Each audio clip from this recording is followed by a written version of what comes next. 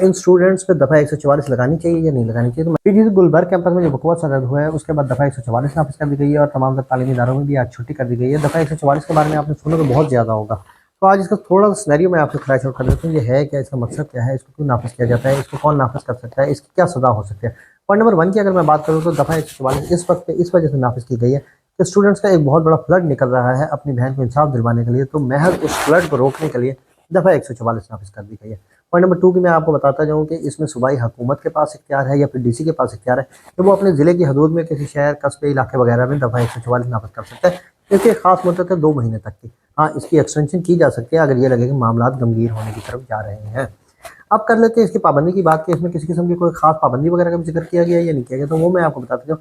इसमें कोई खास पाबंदी का जिक्र नहीं किया गया। इसकी मिसाल मैं आपको इस तरह से दूंगा, जैसे कोरोना के दिनों में पब्लिक गैदरिंग पर दफ़ा 144 नाफिज की गई हुई थी।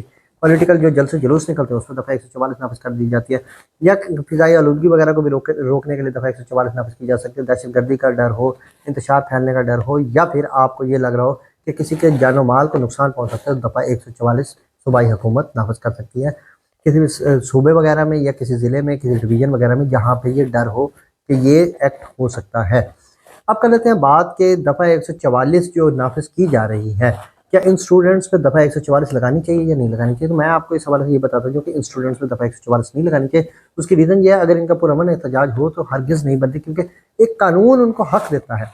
हमारा पाकिस्तान का आइन ये इजाज़त देता है कि आप पुरअमन एहतजाज कर सकते हैं, वो कि आप एक शख्स है या आप गिरोह की सूरत में हैं, तो आप पुरअमन एहतजाज करें, लेकिन किसी किस्म का कोई नुकसान ना पहुँचाएं, किसी की जान को, माल को नुकसान ना पहुँचे, तो आप एहतजाज करें पुरअमन।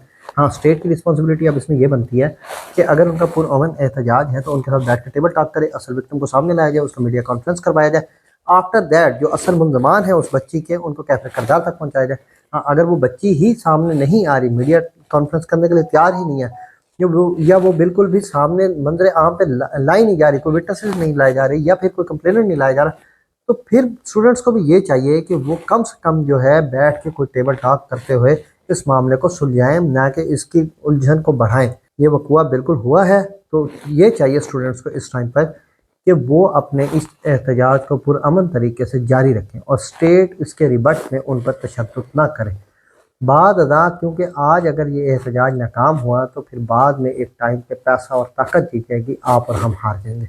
आज उस बहन को ज़रूर इंसाफ मिलना चाहिए, हर तरह से उसको इंसाफ मिलना चाहिए। अगर आज इंसाफ ना मिला तो मज़ीद जनाजे उठाने के लिए तमाम तर बहन भाई तैयार हो जाए।